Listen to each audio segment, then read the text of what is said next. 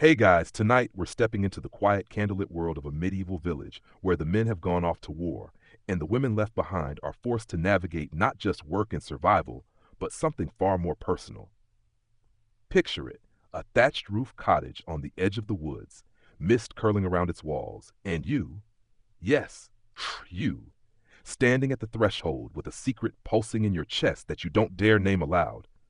The fire crackles, bread bakes in the oven, and somewhere far away the church bells toll, reminding you of what's expected: obedience, modesty, and silence. But what if you don't want to be silent? What if the real battle isn't on the fields where nights fall, but inside your own ribs? So before you get comfortable, take a moment to like the video and subscribe, but only if you genuinely enjoy what I do here. Let me know in the comments where you're tuning in from and what time it is where you are. Now dim the lights. Maybe turn on a fan for that soft background hum, and let's ease into tonight's journey together. You wake before the birds do. The world outside your window is still gray with the hush of early dawn. The hearth has gone cold, the coals asleep beneath a thin layer of ash. You stretch under the coarse wool blanket, feeling the stiffness in your shoulders, your hips, your back. But it's not just physical. There's another ache. Quiet, insistent. You try not to name it, but it's there. Desire. Not the kind the church talks about in fire and brimstone, not lust, not wicked temptation. No, this is something older, simpler, the warmth of another body, the comfort of skin against skin, of breath beside yours in the long night, the kind of ache that deepens in silence, that becomes louder with every passing day of solitude. Your husband marched off with the levy nearly 3 years ago. No letters, no news, only rumors. Another campaign, another winter. You don't know if he's alive. You don't know if he's dead. You just know he's gone, and you remain. With the roof to mend, the fields to tend, the chickens to feed, the hearth to stoke. Life doesn't stop for war. It only shifts its burden onto different shoulders. Historians still argue whether medieval women, especially in the lower classes, had space for desire when survival was their daily task. But your body knows better. Your skin remembers. In the still moments, when the bread is rising, when the water boils, when the loom hums softly, you remember too. A kiss in the hayloft, fingers brushing in passing, a shared look across a crowded market. Moments that once meant nothing now echo in the hollows of your chest. You go about your chores in silence, but not because you're pious, because you're afraid the sound of your own thoughts might betray you. The church teaches that a woman's thoughts must be pure, that her body is a vessel for obedience, that any longing beyond her station is a crack through which the devil creeps. You believe and you don't believe. You are loyal and disloyal in the same breath. You feel it most in the evenings, after the stew is cooled, after the doors are bolted, after the last candle flickers low, the silence is too deep, the shadows too familiar. You lie in bed, the rough wool blanket scratching your thighs, and you think about the way it used to feel when someone held you. Not even for passion, just warmth, just the sense of being known. Your hand drifts and you stop it. You press your palms together and pray, not for salvation, not for your husband's safe return. You pray for stillness, for clarity, for this ache to leave you. But it doesn't. It roots itself in your marrow and waits. In the village, you notice other women, the way they linger in the market square, the way their hands brush as they pass loaves, the way laughter grows louder when no men are present. Not flirtation, not sin, just something else. Connection, recognition, a mutual knowing that doesn't need words. You remember when the midwife came last spring. She stayed 2 nights because the roads were flooded. She was warm and strange and kind. She asked if you'd ever felt hollow. You didn't know how to answer. She told you it was normal, that it didn't make you wicked, that the body, left to itself, begins to speak in different ways. The memory stays with you longer than it should. You begin to listen more carefully to your body, the way your breath catches when your hand brushes your collarbone, the way your heartbeat quickens when you catch someone's eye too long. You tell yourself it's just the season, the heat, the isolation, but deep down you know better. You were not made to be alone forever, and yet you are. At the chapel, the priest speaks of suffering, of temptation, of Eve and the apple. You kneel, you whisper, you do not confess everything, you keep your secrets, but your silence is a form of resistance. After Mass, you walk slowly through the fields. The sun is warm on your neck. Your dress clings slightly with sweat. The breeze lifts your hem. You pause by the stream. You dip your feet. The coolness sends a shiver up your spine. You sit on the bank and close your eyes. And for the first time in days, you let the thought complete itself. I miss being touched. Not just the act, the intimacy, the belonging, the trust. The priests say this hunger is a threat. But to you, it feels more like a reminder that you are alive, that your body is not dead wood, that your heart still beats, still hopes, still aches to be known. You return home. You bake bread. You hang herbs. You sew a patch into your only good dress. You do what you must. But something has shifted. The ache is no longer an enemy. It is a companion. A quiet voice that says, you are still here. Section 2. Chores, Skin, and the Secret Language of Women. The morning comes again, just like it always does. The sun rises sluggishly behind thick clouds, casting a pale light over your small plot of earth. You stand outside your cottage, hands on your hips, and take in the sight of your world. Chickens cluck softly in the corner. The garden is overrun with weeds, but something in you likes the wildness of it, likes that every part of your life has been tamed. Your arms are sore from chopping wood yesterday. There's a bruise on your thigh from where you bumped into the hearth. Your hands are cracked from lye and water. But you're alive, and your body tells you so with every throb and ache. You stretch, not for show, not even for relief, but because it feels good. The pull of muscle, the opening of your rib cage, the stretch of your neck as your head tips back. For a moment you imagine someone watching, not with judgment, just watching, seeing. Then you shake the thought away. Back to work. As you gather eggs from under flustered hens, you hum. A low, simple tune that loops without end. It's not from church, it's from somewhere older. Maybe from your grandmother, or from a time even before that. It has no words, but your body knows the melody. The rhythm matches your steps as you walk to the stream to wash clothes, as you stir the pot of barley, as you hang linens in the wind. Wind is different now. You notice it more. The way it lifts your skirt just slightly as you hang damp sheets. The way it snakes around your waist, wraps around your shoulders, tugs gently at your hair. It feels like something alive, something playful, something curious. You blush at the wind. But isn't that the truth of it? That the world is full of touches that no one sees? Historians still debate whether peasant women had privacy, whether there was time or space in a single-room cottage to feel alone, to feel something like desire. But you know there's a kind of privacy that comes not from walls, but from silence, from the fact that no one asks, so you don't have to lie, that no one watches, so you can slip into small indulgences, like running your fingers along the edge of your shift while it dries, like pressing your thighs together under your dress when no one's looking, like washing your arms slowly at the stream just because the water feels good. You don't call it anything. It doesn't need a name. It just is. Other women feel it too. You're sure of it now. The miller's wife always takes the long way home after she picks up flour, past the shepherd's hut, past the orchard, past the brook. There's no reason for it, except maybe there is. Maybe she likes the sound of water, or maybe she likes that moment at the edge of the trees when no one can see her and she can close her eyes and just be. You pass her once there. Her hair is down, her sleeves rolled. She jumps when she sees you and laughs too quickly. You don't say anything, just smile. That smile stays with you the rest of the day. You begin to see these little rebellions everywhere. The way the butcher's daughter picks flowers and tucks them into her bodice. The way the widow paints her lips with crushed berries on feast days. The way the tanner's wife wears her husband's shirt around the house. These aren't seductions, they're spells. Small acts of defiance, of remembrance, of self. You understand now, desire doesn't have to be loud. It doesn't have to be about anyone else. It can live in the tilt of your head as you admire your own reflection in a basin of water, in the way your fingers dance while you spin thread, in the song that slips past your lips while you knead dough. One afternoon, while drying herbs near the window, you catch your reflection in the glass. You're older than you remember. The lines around your eyes are deeper. But there's a light there too, a kind of softness that wasn't there before. You look at yourself, not as a mother, not as a wife, not as a servant of God, but as a woman with a body, with memory, with want. That night you light two candles instead of one, not for the light, but for the warmth. You sit by the fire and sip honeyed milk. You touch the back of your neck and think about hands that once held you and hands that never did.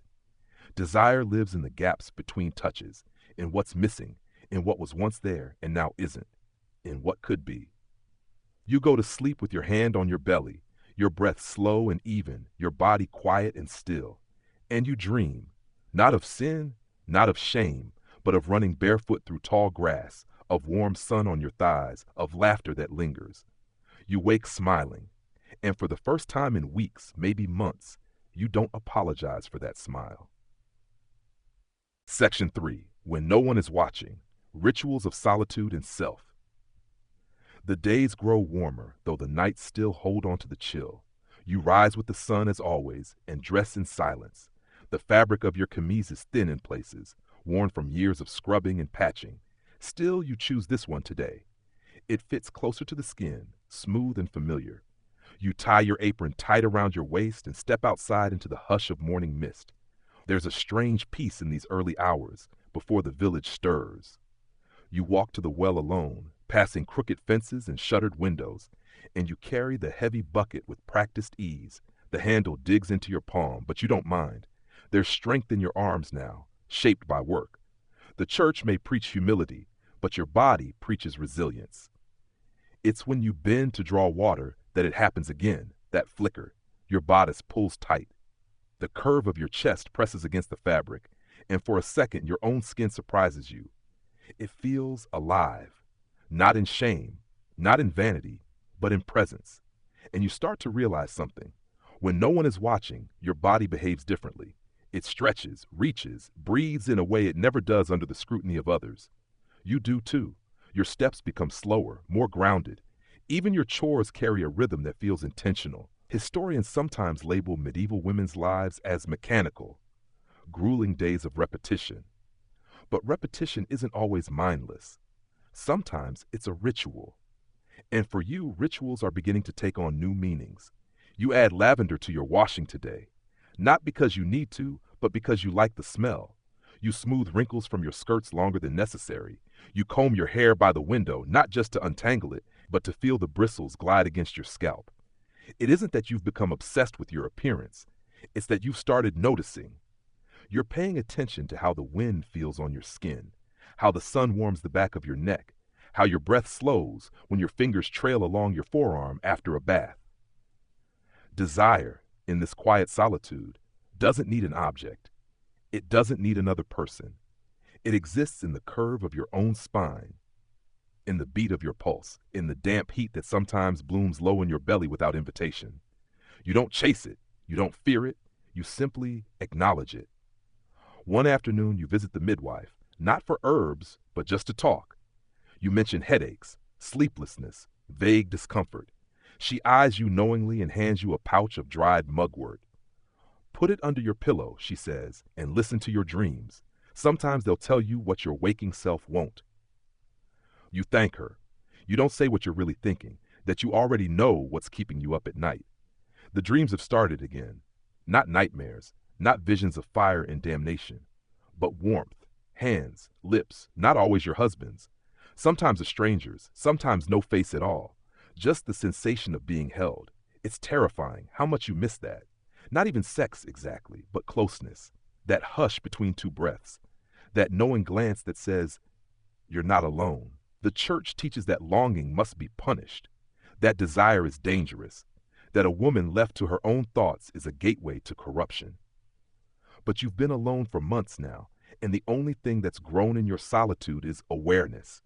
You begin to carry rosemary in your apron pocket, for remembrance, you say, but also because it smells like spring, and when you hold it to your nose, something inside you settles. You grind cloves just for the joy of their sharp bite. You chew fennel because it makes your breath taste sweet. You dry mint for no reason at all. You begin to understand what older women meant when they said, there are ways to tend to the heart when the body is left waiting. In the evenings, when the shadows stretch across the walls and the candle gutters low, You find yourself brushing your own arms as though they belong to someone else. Sometimes you draw a bath in the wooden tub, heat the water with stones, and let yourself sink in slowly. It feels indulgent, it feels necessary, and in those moments you begin to say things out loud. I miss being touched. I miss laughing with someone at night. I miss being seen. You whisper them into the steam rising from the water, into the quiet that answers you back, not because you expect a reply, but because you want to hear your own truth spoken, even if only once. You remember stories, whispered ones, of women who lived together in later years, widows and sisters, midwives and spinners who shared more than a roof. You wonder if they too discovered this way of being, this slow reclamation of the self, unshaped by men. You lie awake that night, listening to owls in the trees. The bed feels big, not empty, exactly, but expectant. Your hands rest on your belly, your legs curl inward. You do not touch yourself, not because you fear sin, but because you don't need to tonight. Just being present is enough. Just feeling the weight of your own body, the slow in and out of breath, the beat of your heart against the mattress. You are whole, not perfect, not pious, not untouched, but whole. And in the flicker of candlelight, before the flame dies, you let yourself believe, just for a moment, that this wholeness is enough. Section 4. The temptation of memory and the safety of shadows. The days pass in rhythm now. Work, rest, breath, thought. It's not peace, not exactly, but it's a kind of balance. You wake with the birds, you tend the hearth, you carry the weight of a world that never stops turning. But beneath the rhythm, something else pulses, an old memory rising like a tide. It begins, as most things do, with scent. The late spring sun has coaxed the lilacs into bloom. Their perfume clings to the air around your cottage. And as you walk the worn path toward the stream, you pause to gather a small bundle. You don't need them. You want them. You hold them close to your chest, breathe deeply, and for a moment you're no longer standing on this dusty path in a war-worn village. You're 17 again, newly married, nervous, expectant. You remember the way your husband once looked at you, unsure but reverent. You remember the weight of his hand on the small of your back, the way he once traced the curve of your cheek with his thumb after harvest. Those nights were clumsy, yes, but also soft, honest, real. Now those nights feel like dreams, or worse, like stories that happened to someone else. You reach the stream. The water runs fast today, swollen with snowmelt from the hills. You sit, ankles in the current, skirts hiked to your knees, and you let the cold shock your senses awake. You wash slowly, letting the water kiss your skin. You've always known this stream, washed here as a child, bathed here as a bride. Now you sit here as something else, not girl, not wife, not widow, just woman. Historians argue whether medieval women felt longing without romantic fulfillment, as if absence could erase hunger. But you know otherwise. Memory feeds desire. Every face you once kissed, every hand you once held. They come back, not as ghosts, but as visitors. Welcome ones. Dangerous ones. The church teaches that to revisit such memories is a kind of sin. That desire tied to the past is just as deadly as desire indulged in the present. But the church has never known what it is to sleep alone for years, to carry your grief in your hips, your silence in your spine. So you remember. And in remembering, you feel. One night, while stirring the stew, you hum a song he once taught you. It slips from your lips unbidden. Your fingers move in time to the tune. You smile, not because it's joyful, but because it's yours. You begin talking to him again, quietly. At first, just as you drift to sleep, a sentence here, a question there. Then more. You tell him about the garden, about the hens, about the way your hips hurt when it rains. You ask if he remembers the riverbank, if he still thinks of the first night after the feast. You don't get answers, but you keep talking, and through that one-sided conversation, your body wakes up again. It's subtle. The way your breath catches when you run a comb through your hair. The way you trace the rim of your cup with your finger while staring into the fire. The way your eyes linger too long on the curve of a traveling merchant's smile. You tell yourself it's nothing, that it's just habit, that it's just memory tugging you gently. But you know better. Desire doesn't vanish, it goes underground. It hides in shadows, in old songs and old places, in the curve of your own neck as you turn your head, in the flicker of candlelight across bare skin. There are moments, especially in the dark, when you consider more dangerous thoughts. What if he never comes back? What if no one does? What if this ache, this solitude, this strange in between is all there is? You shiver, not from cold, from the truth. You begin to do small things differently. You start brushing your skin with lavender oil at night. You keep a ribbon beneath your pillow, his favorite color. You add an extra spoon of honey to your porridge. No one notices, but you do. And these little rituals become armor, not against sin, but against despair. There's a kind of power in choosing pleasure, even in secret. You remember your grandmother once whispered about women who had herbs for every ailment, including heartache. You wonder now what those herbs really treated. You've heard the old stories of women bathing in moonlight, of charms buried under threshold stones, of ointments made from ash and fennel to stir the blood and warm the belly. Not spells exactly, but not spells. One evening, you sit outside as the sun sets. The sky is the color of ripe plums. A breeze carries the smell of peat smoke and wild thyme. You close your eyes and lean your head back, and without warning, your own hand trails up your thigh. Not with urgency, not with shame, just curiosity. You pause, not in guilt, but in reverence. You let your fingers rest there, just for a beat, and in that stillness you feel whole. Not because someone else is touching you, but because you are allowed to feel. No one sees. But even if they did, you're beginning to care less. The village gossips, yes, they always will, but there's power in solitude. In knowing yourself so fully that shame begins to lose its grip, that fear becomes background noise, that want becomes wisdom. That night you whisper a new prayer, not for his return, not for forgiveness, but for courage, to keep remembering, to keep feeling, to keep living. Because you are not just a vessel, not just a wife, not just what others say you are. You are fire and wind and skin and breath. You are a song hummed under your breath, a story told in your own language, a body that remembers. And as the candle flickers low, you place your hand over your chest and feel the rhythm there. The steady drum that says, I am still here. I am still wanting. I am still mine. Section 5. The Unspoken Pact Between Women. By now, you've begun to notice the glances, the way women's eyes meet and linger just a bit longer than before. Not in confrontation, not in judgment, but in recognition, as if you're all carrying the same hidden ember and afraid to let it spark into flame. At the market, the baker's daughter hums a song that makes your cheeks warm. You don't know the words, but the tune settles low in your belly like a secret. You trade her goat's cheese for herbs, your fingers brushing as you exchange goods. Neither of you says anything, but she winks before turning away. That night, as you grind fennel and sage in your mortar, your mind drifts, not to the baker's daughter exactly, but to the feeling of being noticed, of being seen not as a shadow of who you once were, or a function to fulfill, but as someone still alive. You've stopped trying to bury your thoughts beneath prayer and penance. You've started feeding them in small, cautious ways. And you begin to understand something deeper, that the unspoken world of medieval women was rich and complex, woven in glances, in laughter, in shared labor, in shared longing. There is a language you all speak, even if no one has ever written it down. Historians still argue whether medieval women formed meaningful bonds beyond marriage or blood. But you know better. You know what it feels like to pass another woman in the woods, both of you carrying bundles, and smile without saying a word. You know the way you all laugh too loud at feast days and stand too close at the bread ovens. You know the way someone reaches to fix your hair and their hand lingers just a second longer than needed. These aren't just friendships. They are lifelines. There's the widow on the edge of the village who weaves cloth. She never remarried.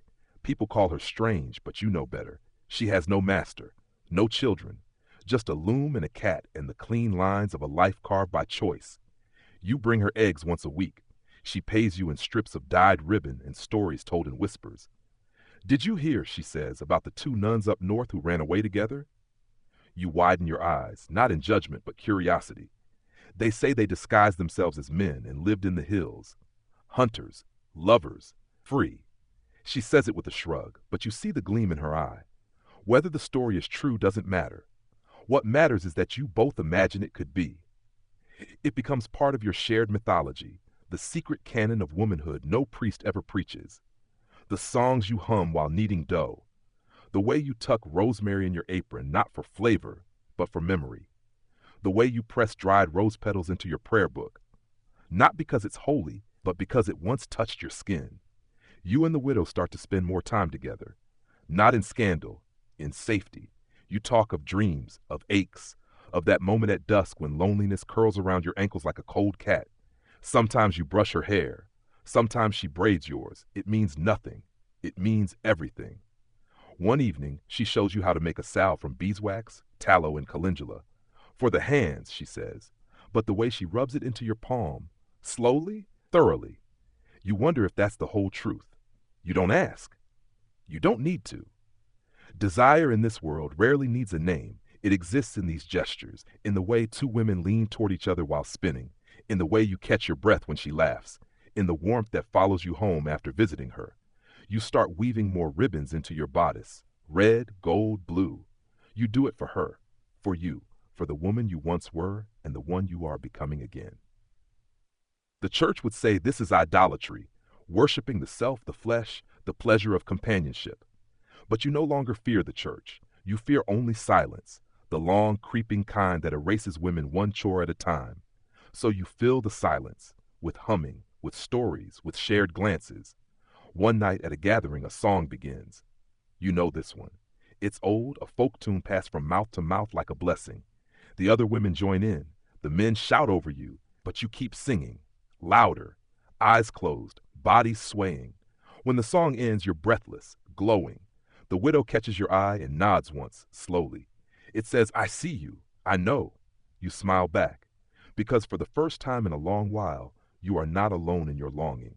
And that makes all the difference.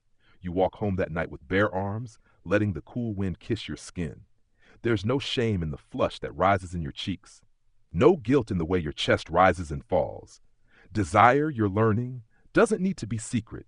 It just needs to be safe. And you are beginning to create that safety, not in a room with walls, but in a world of glances, songs, and shared bread.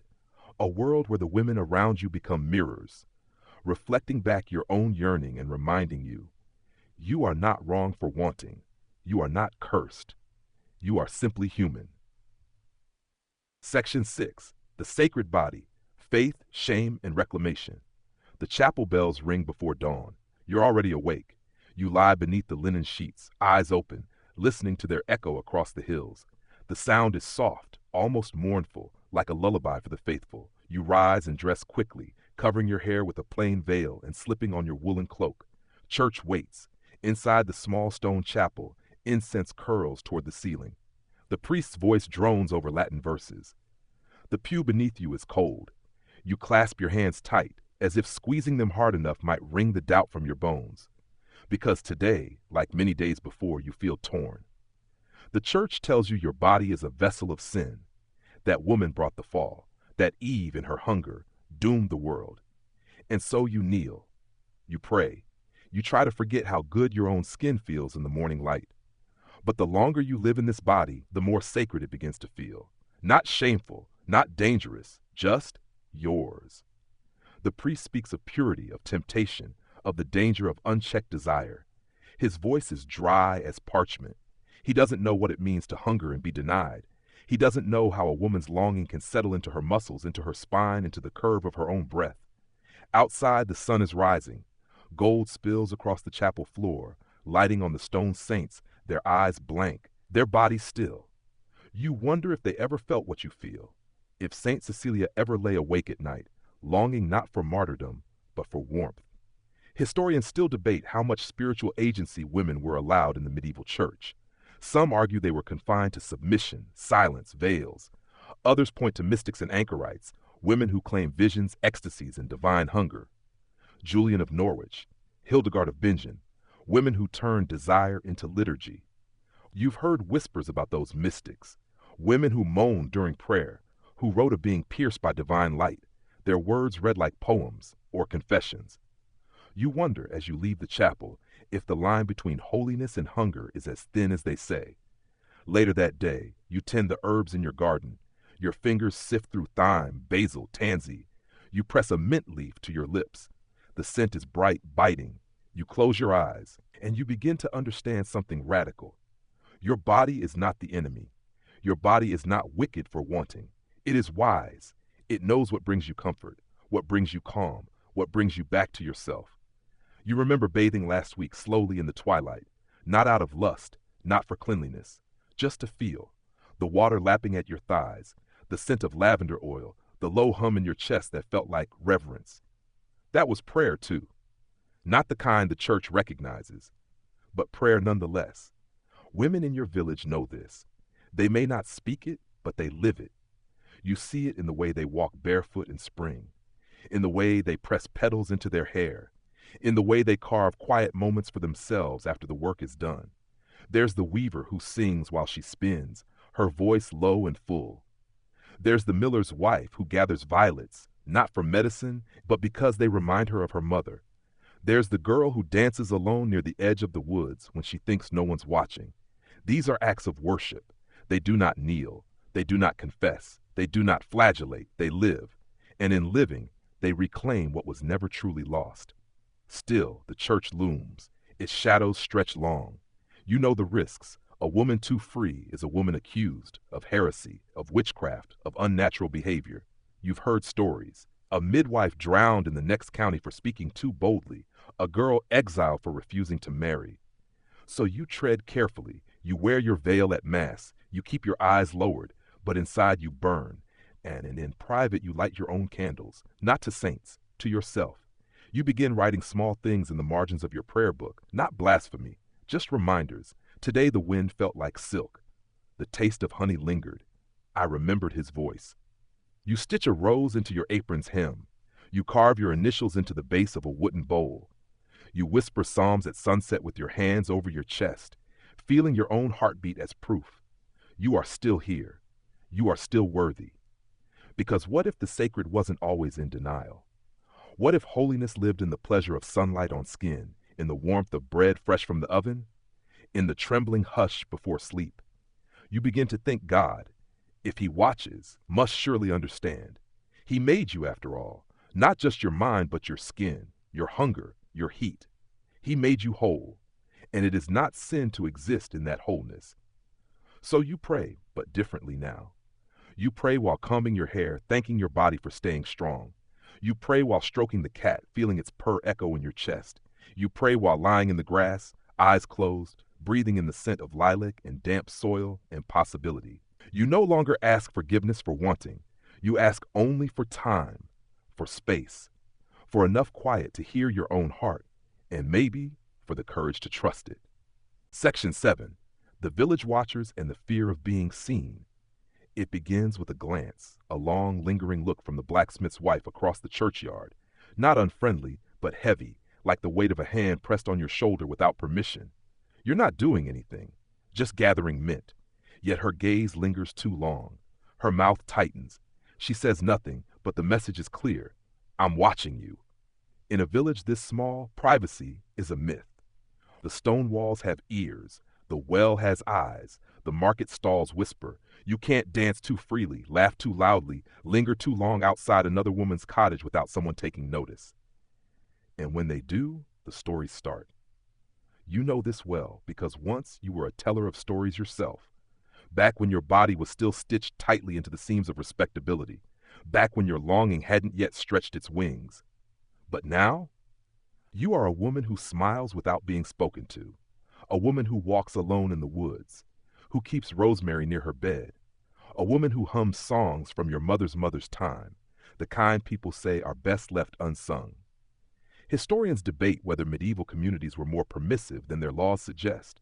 Some point to surviving court records, women fined for dancing on feast days, for immodest gestures, for wearing color without license. The punishment was often public humiliation, not imprisonment, but humiliation scars deeper. And so you grow careful. You wrap your joy in stillness. You hide your comfort in routine. You braid your hair in secret and remove the ribbons before stepping into view. Still, suspicion grows like mold, silent, clinging. The baker's daughter stops smiling at you in the market. The miller's wife crosses herself when you walk past. Even the children pause in their games when you approach, as if taught that you carry something dangerous. One day, a note is left at your door. No name, just a scrap of parchment with a single word: beware. You sit with it for a long while, not afraid, just tired, because the burden of being seen is heavier than silence. You think about retreating, shrinking back into the safety of conformity. Prayers, plain dresses, quiet, obedient silence. It would be easier, cleaner. You know the rules. You could play the part. But when you look at your reflection in the basin's surface, something stops you. That woman, the one with soft lines forming near her mouth from smiling, the one whose hands smell of thyme and wax, she is not a danger. She is not wicked. She is simply alive, awake, a little bold, a little bright. And bright things are always seen. So you choose a middle path. You continue your daily life, but you build your defenses, not with weapons, but with ritual. You begin waking before the village. In the pre-dawn silence, the world belongs to you. You gather water before the others stir. You let your voice sing a single line of song, soft and clear. You light a candle, not for any saint, but for yourself. A small fire that says, I will not go quietly. You avoid lingering glances in public, but you still visit the widow, still press wildflowers into the pages of your old book, still touch your own wrist in the quietest hour and smile at the beat of your pulse. Desire, you've learned, is not just about hunger. It's about defiance. To feel anything in a world that wants you numb is a rebellion. To choose beauty when others choose bitterness. To speak gently when you're told to be silent. To wear red ribbons stitched beneath the hem of your petticoat. Hidden, yes, but yours. One night, a storm rolls in. Thunder grumbles like an old god. Rain lashes the roof in thick sheets. You sit by the hearth with a bowl of lentils, the fire casting flickering gold across the stone floor. You feel warm, safe, unseen. But outside, someone may be watching. So you rise, you walk to the door, and you open it. The wind slaps your cheeks, wild and wet. The village is asleep. The world smells of earth and sky. You step barefoot into the mud and tilt your face to the heavens. The rain is cold, sharp, real. And in that moment, you feel more alive than you have in years. You laugh, loud and sudden and unladylike. Let them talk. Let them wonder. Let them cast their stones. Because the woman they fear, the one who lives in her body, who sings to her, dares to feel joy in the rain, is you. And you will not vanish for their comfort. You will not drown your hunger in prayer. You will not snuff out your fire to fit inside their silence. You will live. Because you remember what your mother's mother whispered long ago when the village girls passed around stories they weren't supposed to know. They'll call you wicked either way, so you might as well dance. Section 8. Secrets woven into thread. It starts with a thread. A single strand of red, tucked carefully into the hem of your linen shift. Not enough to draw attention, just enough to feel like something, like defiance, like memory, like a secret stitched close to your skin. You're not sure why you do it, not exactly, but it makes you stand taller.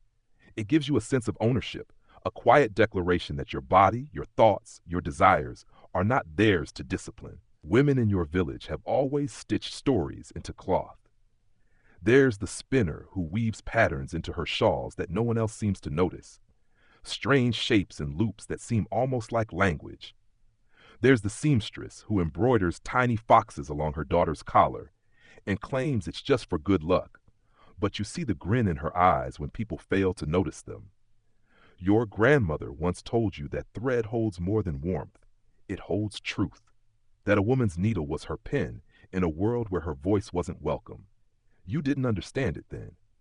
Now you do, because now you find yourself sewing long into the night, not just to mend or patch, but to speak. A spiral in blue thread here, a double stitch in the shape of a star. Patterns your hands remember, even if your tongue does not. Historians still argue whether women's textile work was a conscious form of rebellion or just mundane routine. But you know better. You felt it. The way your heart beats differently when you knot a design only another woman would recognize. The way you smile when you see someone else's apron marked in the same quiet code. It becomes a language. A stitch at the shoulder means I see you.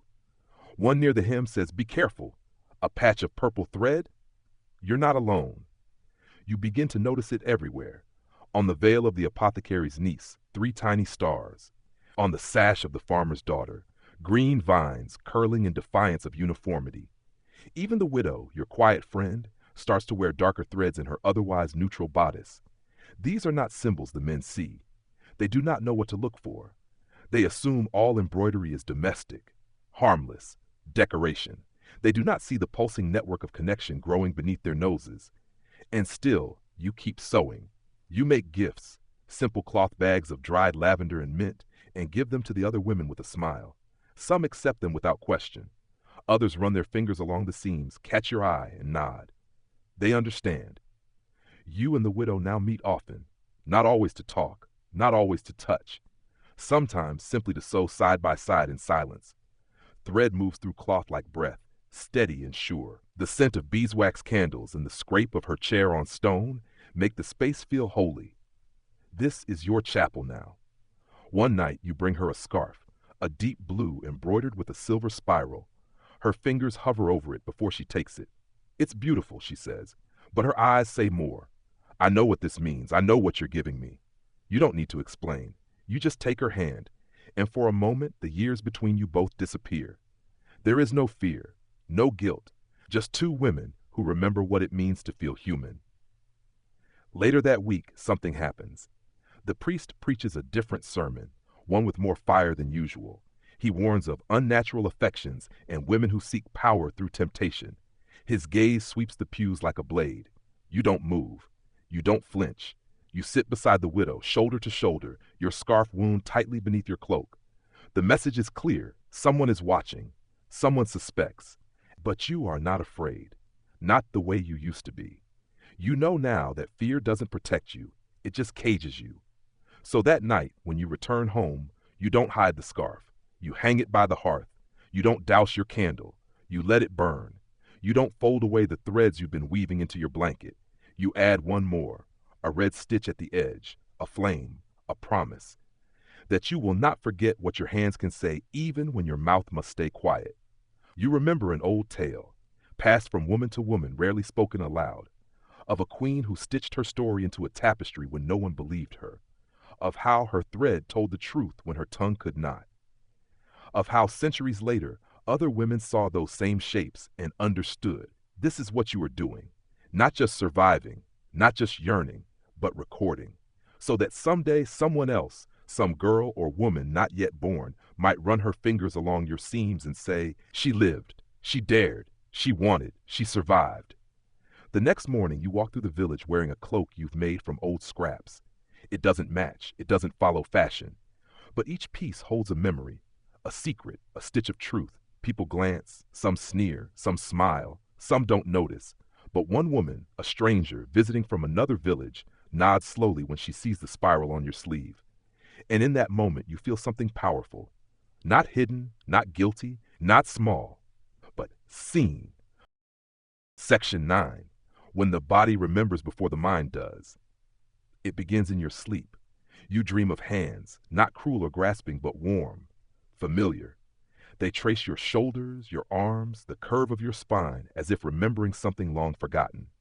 You wake before dawn, breath caught in your throat, your heart thudding against your ribs like a bird against a closed window. There's no one in the room, just the hush of morning and the soft creak of wood as the wind leans against the cottage walls. But the sensation lingers. Your skin feels electric. Every breath you draw feels like memory, half-formed, unspoken, but heavy with meaning. And as you lie still in your straw mattress, you realize something strange. Your body remembers a touch your mind does not. Desire in the Middle Ages wasn't often written about, not in ways that feel true to you. Love songs and courtly poems speak of knights and ladies, chaste kisses and longings channeled into war. But real, physical, everyday hunger, that was kept out of the records, or else labeled sinful, dangerous, madness. Historians argue whether medieval women had space for desire outside of marriage or motherhood. Most texts were written by men, priests, scribes, monks. But here and there, traces of the body slip through. Recipes for love potions hidden between household instructions. Marginal doodles of embracing figures. Letters between nuns that tremble with affection, far too tender to be merely spiritual. You don't need records to tell you what you already know. Bodies do not forget. You feel it in your muscles, the way your fingers linger too long on the rim of your cup, the way your knees brush the edge of your bed frame at night and leave a ghost of sensation. You've tried to pray it away, to work it away, but it returns, quiet, steady, familiar. Sometimes you sit beneath the apple tree behind your home. The earth is cool. The bark presses against your back like an old friend. You close your eyes and let the breeze lift the edge of your skirt.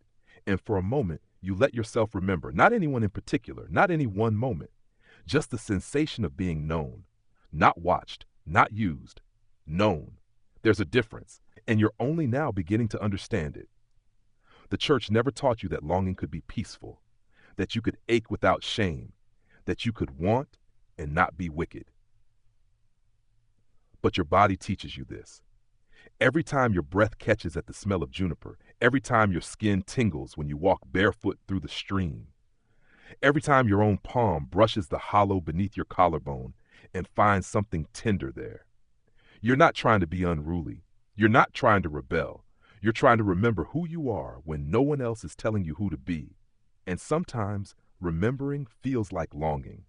You hear other women speak in hushed tones over laundry lines beside the well at twilight when the children are asleep and the men are still at war. You catch fragments. I still dream of her voice. I don't think I'll ever feel that again. He made me laugh like no one else. These are not confessions. These are echoes. Each woman's body holds her own. And while their faces remain composed, their eyes say more than words ever could. You've learned to read those eyes, to feel less alone in your remembering. And yet there are moments when the ache overwhelms, when the simple act of waking feels like stepping into a world too quiet, when you press your hands against your chest and wish just once for someone else's there instead. Not to own you, just to understand you. It's not just touch you crave, it's recognition. It's the feeling of someone seeing you, not as a worker, a sister, a parishioner, a woman to be corrected, but as a whole, breathing, desiring thing. You try to give that to yourself. You oil your skin with rosemary. You speak softly to your reflection in the water bucket. You wrap your arms around your own waist and rock, gently like you've seen mothers do for their babies. Because sometimes the only arms you have are your own, and still it is enough. You remember an old woman who once told you, the body always remembers before the mind dares to. You didn't understand her then. You do now. That memory isn't always about others. Sometimes it's about yourself, about how it felt to move without fear, to laugh with your whole face, to dance not for show, but because the music made your bones ring. You want that again. So you practice. You dance alone in your home to the rhythm of your own heartbeat. You whisper songs to yourself while grinding flour. You press your lips to the back of your hand, not with sadness but with gratitude. Because even when you forget, your body keeps the story alive. And that story matters. It matters because it defies every voice that tried to silence you, every rule that told you your body was not yours, every sermon that treated desire as sin. It matters because it says, I am still here, still warm, still wanting, still worthy. Section 10. When the fire doesn't fade, you think it should have gone by now. This thing inside you, the ember that glows in the hollow of your chest, should have cooled with time. That's what they all say. That women like you alone too long soften like fruit left out too long. That with each passing year, the fire dims, flickers, finally fades. But it hasn't, not for you. In fact, it burns brighter. It's not like it once was, not the sharp, untrained hunger of your youth. It's not urgent, not chaotic. It's something deeper now. Slow, measured. A steady warmth that simmers beneath everything you do. You feel it in your hips as you walk the narrow path between your home and the fields, skirt brushing against your ankles. You feel it in your throat when the widow laughs at something you've said. You feel it in your fingertips when you trace the edge of your window frame where once a lover's name was carved and weathered down with time. Desire, they told you, belongs to the young, that it's reckless and irresponsible, that it must be tamed. But this fire you carry now is not reckless, it is sacred. Medieval records rarely speak of women past childbearing age as anything but crones or saints. To be neither is to be invisible. But invisibility, you've learned, is a kind of freedom. No one watches you anymore, not like they used to. The priest passes you without comment. The gossips have moved on to younger prey. And in that absence, something precious blooms. Time, space, self. You are not old, not truly. But the lines at the edges of your mouth carry stories, and your hands, once unsure, now move with intention. You know what you want, even if you never say it aloud, and you want to keep feeling. Even if no one touches you again, you want to stay alive in your own skin. You bathe slower now, not to cleanse, but to savor. The warm water on your thighs, the steam against your neck. You hum as you rub oil into your arms, into the soft skin beneath your breasts, to those of your feet. You imagine hands, not any specific ones, just the memory of warmth, the idea of closeness.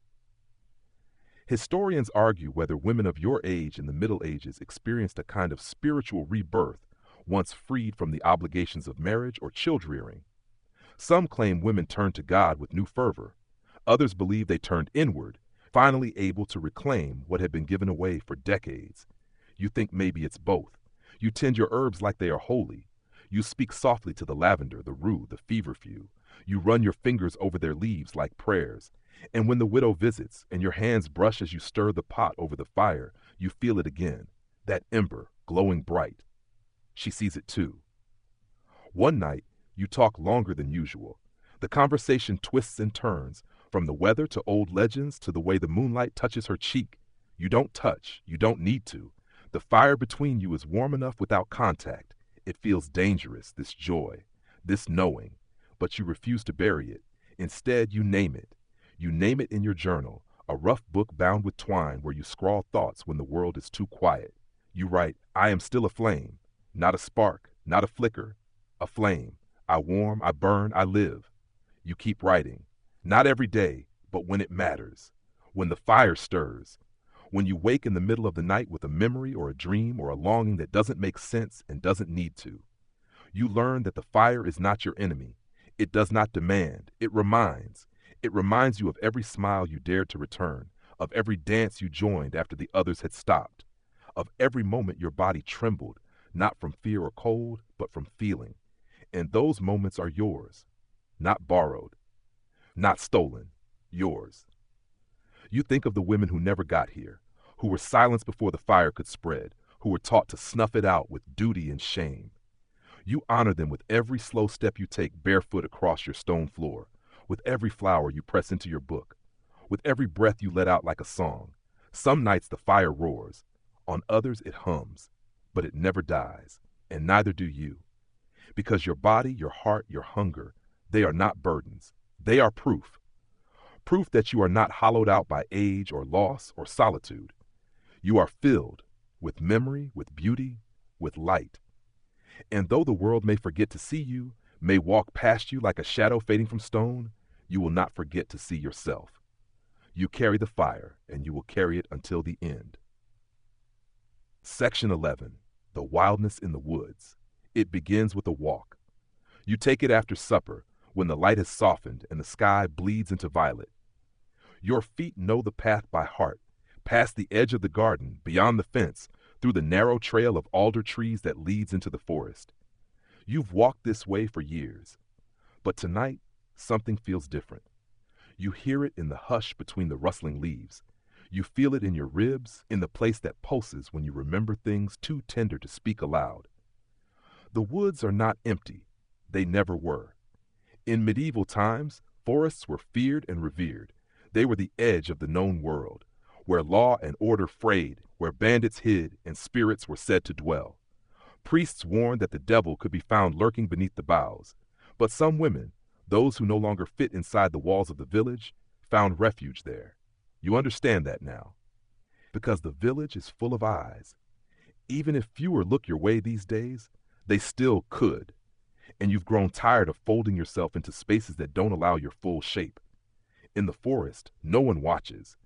You walk until the canopy thickens, until the air smells like moss and bark and secrets. Here your breath comes easier, your thoughts unwind. You untie your hair. You press your palms against the rough trunk of an ancient oak and feel something stir. A wildness. Not chaos, not madness, but the kind of freedom that only exists when you are entirely alone and entirely yourself. Historians still argue whether medieval women ventured into the woods for ritual, rebellion, or simply necessity. Stories survive of herbalists, midwives, wise women who knew which roots to boil and which mushrooms could make you dream. They were feared, sometimes hunted, but always needed. You like to think you would have known them, sat with them, learned from them. Sometimes you pretend you are one of them. You gather herbs with careful fingers. You hum songs you don't remember learning. You step barefoot onto the cool earth and let your skin remember the world before it was bound in rules. You make a small fire, not for warmth, but for company. It crackles softly, and you sit beside it with a bundle of rosemary and yarrow in your lap. You say nothing. There is no need. The forest listens without judgment. You unlace your bodice, not to tempt, not to scandalize, but simply to breathe. You let your shawl fall from your shoulders. You feel the breeze against your collarbone. It isn't lewd. It isn't sinful. It's true. The wild doesn't care if you're modest. It cares if you're honest, and tonight you are. You remember stories passed in whispers, of women who danced naked beneath the moon, of sisters who spoke to foxes, of old wives who claimed their desires came from the forest, not from men. They were always punished in the end, at least in the tales, cast out, burned, silenced, but you wonder if some of them simply disappeared into the trees and chose never to return. Because what they found here, in this quiet, in this wildness, was themselves. You lie back on the moss. It cushions you like a cradle. Above, the trees sway gently, stars peeking through the gaps. The fire flickers beside you. The earth is cool beneath your body. You feel the weight of years melt from your limbs. You are not a woman of war, or a widow, or a sinner, or a saint. You are a creature of breath and flesh and bone. Nothing more, nothing less. You close your eyes and rest one hand on your belly. You are still here. You are still burning. And in the woods, there's no need to hide the flame. It is not wrong to want. It is not shameful to need. It is not wicked to feel alive in your skin. You know now why they feared the forest women. Because they could not be owned. Because they did not apologize. Because their joy was not for sale. When you finally rise, the fire has died down, but the warmth lingers. You gather your things, you smooth your skirt, you walk slowly back along the trail, but something in you remains behind, a root, a breath, a whisper. You carry the forest with you now, in the set of your shoulders, in the light behind your eyes, in the calm that follows you, even when the village walls rise around you once more. The others notice. They may not speak of it, but they feel it. Some are wary. Some are curious. Some are drawn to you, like moths to the ember you no longer hide. The widow greets you with a touch that lingers a second longer than usual. A young girl at the well asks you if moss really helps heal a wound. The priest watches, puzzled, as if trying to place what's changed. You say nothing. You just smile, because the wildness is yours now, and you'll never forget how to return. Section 12, the language beneath the words. It starts with a glance, not just any glance, one that lingers, one that holds too long to be an accident, but too soft to be an open invitation. The kind of look that slips between words and settles beneath your skin like warm oil. It's not the first time you've exchanged such looks, but it is the first time you let yourself answer with your own. The widow across the lane has always been kind, helpful, generous with her hands and her time. You've shared bread, laughter, stories in low voices. But now as she hands you a length of wool and your fingers brush, it feels like something more, like a sentence spoken in a language only the two of you understand. In the Middle Ages, such unspoken understandings were rarely given voice. Desire between women was not only taboo, it was unrecorded, unnamed, erased. Historians still argue whether these relationships were romantic, platonic, or spiritual. But if you read the gaps between the lines, the poems exchanged between cloistered nuns, the paired names on unmarked graves, the coded embroidery passed hand to hand, you begin to see the truth. Women have always found each other, just as you're finding her. It isn't about sex. Not yet. Maybe not ever. It's about recognition, about the way your laugh fits hers, like a lock to a key, the way her hand on your shoulder stills something inside you that has rattled for years. You begin to speak in that other language, touches, glances, the way you lean in a little too close while kneading dough, the way she hums when you thread the needle just right. You find excuses to be near her, bringing extra herbs, offering help mending clothes, and she always says yes, always smiles. The village doesn't notice, or maybe they do, and choose not to see. Two women sharing time is not unusual. It only becomes dangerous when you give it meaning. So you keep the meaning hidden in plain sight. You leave a ribbon tucked into her basket, blue like the sky on a day you once spent laughing together in the fields. She wears it in her hair the next morning, and though she doesn't say a word, her eyes glow with understanding. This is how you build something safe in a world that calls your warmth unnatural. With patience, with quiet joy, with care. Desire is not always fire.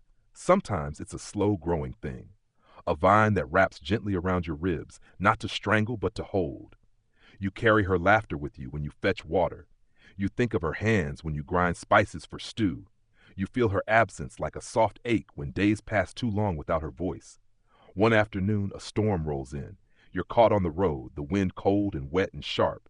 You think of sheltering under a tree, but before you can, she's there, pulling you beneath her cloak, her body pressed against yours for warmth. Her breath is close. Her hand curls around yours. Neither of you says a word. You don't need to. There's a kind of courage in silence, a kind of confession. Later, back at your hearth, you dry by the fire. She helps you comb the tangles from your hair. Her fingers are careful, reverent, and when she finishes, she doesn't pull away. Her hand lingers at the nape of your neck. That night, you lie awake thinking of her hand. Not what it did, what it didn't, the space between gesture and decision, the restraint, the respect. You realize how few people have ever touched you like that, with the intention to honor, not to claim. It's that reverence you fall in love with, the way she sees you not as a wife, a vessel, a sinner, but as a person, whole, complex, deserving. There's no name for this in your world. The church does not bless it. The law does not protect it. But still, you feel it growing, like something planted long ago that finally pushes through the soil. You begin to give her pieces of yourself in quiet ways. A poem scratched onto birch bark, a pendant carved from bone, a loaf of bread shaped into a heart hidden beneath cloth. She gives you stories of her youth, of a sister who vanished in a winter long ago, of a dream she once had about two wolves circling each other in the snow.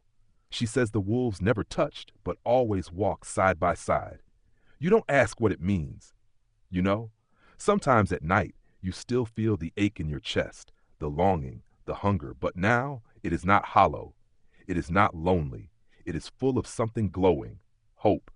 You know you'll never stand in a church and speak vows, but you've made your own kind of promise, one touch at a time. Section 13, bound by thread and flame. There's a rhythm to your days now, shaped by more than chores and necessity.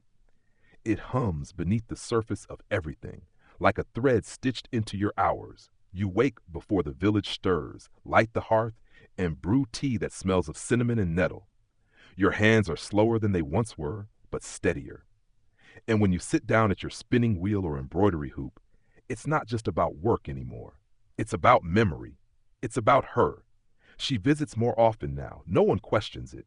Two widows keeping each other company. What could be more innocent? And in many ways, it is innocent. The world has no patience for your kind of closeness, but it also lacks the imagination to truly recognize it. So you move unseen, unbothered, free. Historians still debate whether emotional intimacy between women in medieval times crossed into romantic or erotic territory. Some point to the passionate letters exchanged between abbesses, or the poems buried in the margins of illuminated manuscripts. Others argue that affection between women was simply one of the few outlets for tenderness in a brutal, male-dominated world. But you don't need a historian to tell you what's real.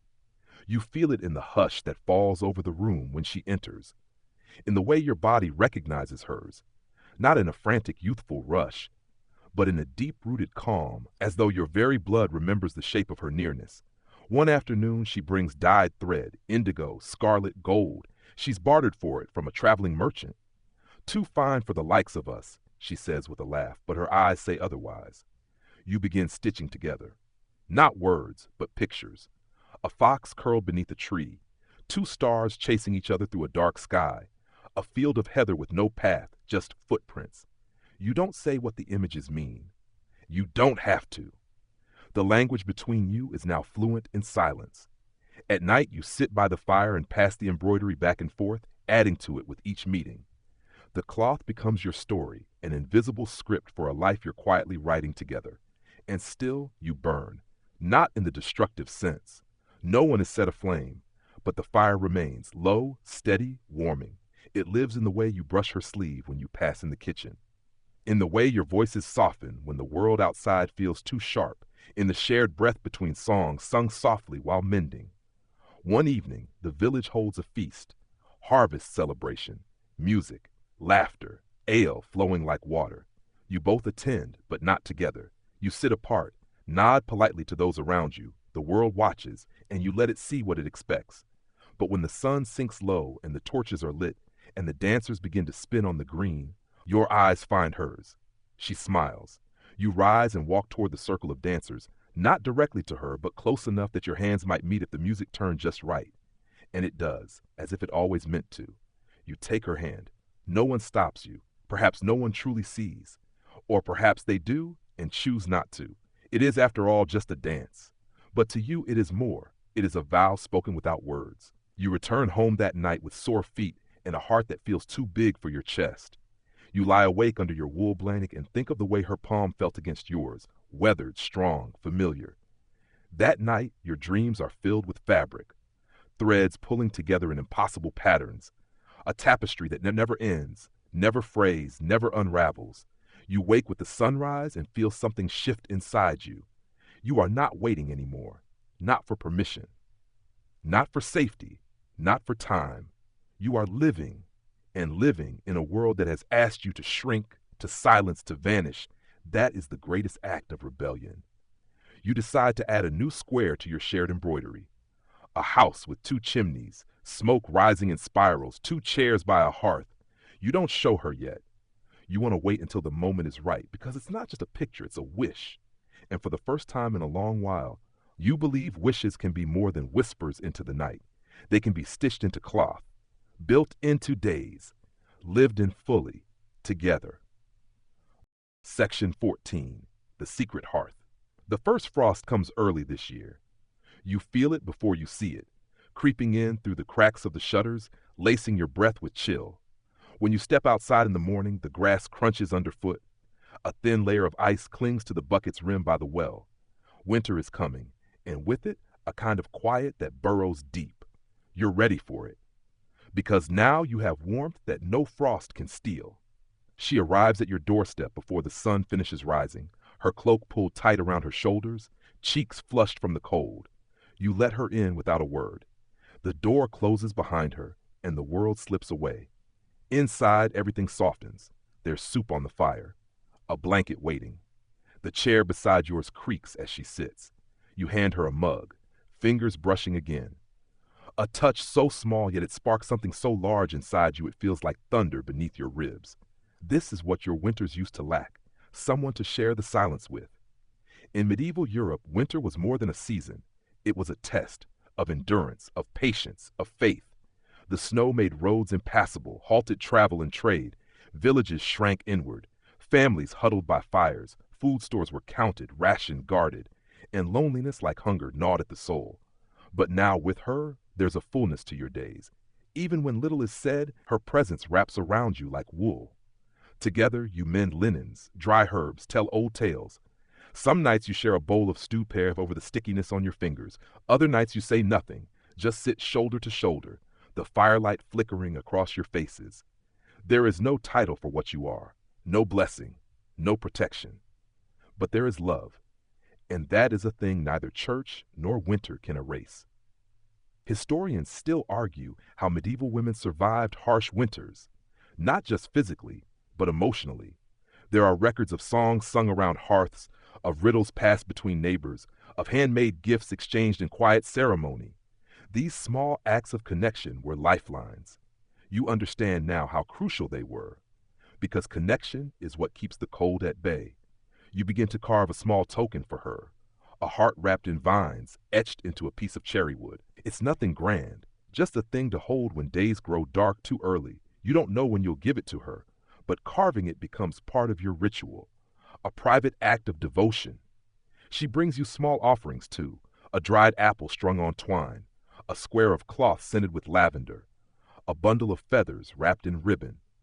For your dreams, she says, as if dreams need protection. Maybe they do. One night the snow begins to fall.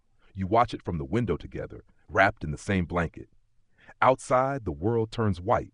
Inside, the fire casts long shadows on the walls. She hums a song from her childhood, something wordless and sad. You don't ask what it means. The ache in her voice tells you enough.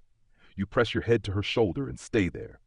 No one sees, no one needs to, because here in this house, you have created your own kind of sanctuary, a secret hearth, a place where longing is not shameful and comfort is freely given. There are risks always. You know that. A curious neighbor, a priest with suspicions, one careless moment too public. But fear no longer governs you. Not completely. You've lived enough years hiding from your own skin. Now you live inside it, and it feels like peace. One evening, you finally show her the embroidery square, the little house with 2 chimneys.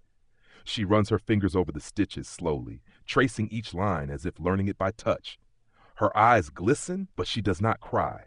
Instead, she leans forward and kisses your cheek, soft, certain, a promise. That night you sleep easier than you have in years. You dream of warmth, of rooms lit by candlelight, of a love that doesn't flinch when spoken aloud, and when you wake the snow is thickened on the windowsill, but inside the coals are still glowing. So are you. Section 15. A Quiet Forever. The snow doesn't melt for weeks. The road out of the village becomes nothing more than a ghost line between drifts. Horses struggle through the ice. Travelers disappear from the landscape. The world folds inward. Silent, pale, slow. But in your home, the world hums gently forward. Warmth radiates from the hearth, and your lives settle into a rhythm that is more than survival. It is sustenance. She moves in. Not officially, not with ceremony, but with familiarity. One morning, her sewing kit is still on the table from the night before. The next, her shawl hangs beside yours on the wall peg. She begins tending to the garden with you, her hands in the same dirt that once ran through your dreams. You do not talk about the future. You live in it. It's not always perfect. There are cold nights when your bones ache and she sighs too often. Days when you both feel the press of a world that would not understand. Moments when the silence between you isn't comfortable, but sharp. Still, you choose each other, over and over. In the slow-cooked stews, in the shared glances over the rim of a teacup, in the way she places an extra log on the fire before you ask, in the way you hold her hand when the wind howls too loud. You hear whispers in the village, of course. Always. 2 women alone. Too close. Too content. But no one dares confront you. Perhaps they think you are too old to be dangerous. Perhaps they know deep down that love in the face of winter is a kind of holy defiance. Historians may never record your names. Your story won't be etched into stone or sung by wandering bards, but you have written yourselves into each other, into every breath shared in the dark, every laugh muffled behind cupped hands, every night when your fingers find hers beneath the blankets and hold, simply hold. You live in the details, the embroidery that now hangs above the hearth, the braided rug you made together from old clothes, the scent of dried herbs mingling in the air. You've built something lasting, not in spite of the world, but quietly beneath it. Once you feared your body for all the ways it betrayed you. Now you honor it. You move slowly, but you move with intent. You bathe with her help when your knees stiffen. She hums softly as she combs your hair. You run your hands across her shoulders, still strong beneath the linen. This is not passion the way ballads sing of. It is not feverish, not wild. It is tender, knowing, intimate, and in many ways braver than any night's charge. There is power in choosing joy after decades of silence. You both begin to talk about what comes next, not with fear, but with softness. Who will plant the garden if one of you falls ill? Who will tend the fire?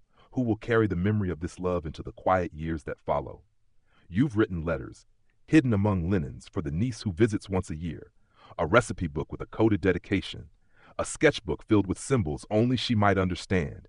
It's not much, but it's enough. Enough to whisper across time. We were here.